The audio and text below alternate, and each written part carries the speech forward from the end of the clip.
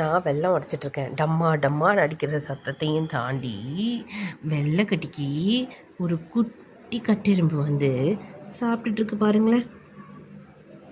இந்த கையை மட்டும் ஆட்டிக்கிட்டே சாப்பிடுது. அது தலை மேலே இருக்கிற 2 கையை யாராவது வராங்களான்னு செக் பண்ணிக்கிட்டே சாப்பிடுது போல இருக்கு.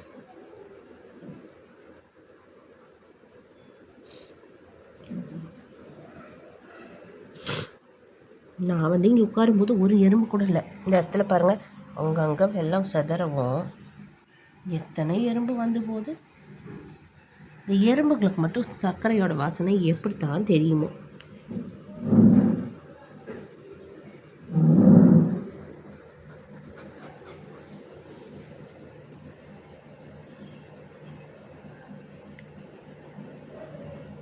அப்பாவி ஜீவன் தான், அது பாட்டுக்கு அது வேலையை பார்க்குது.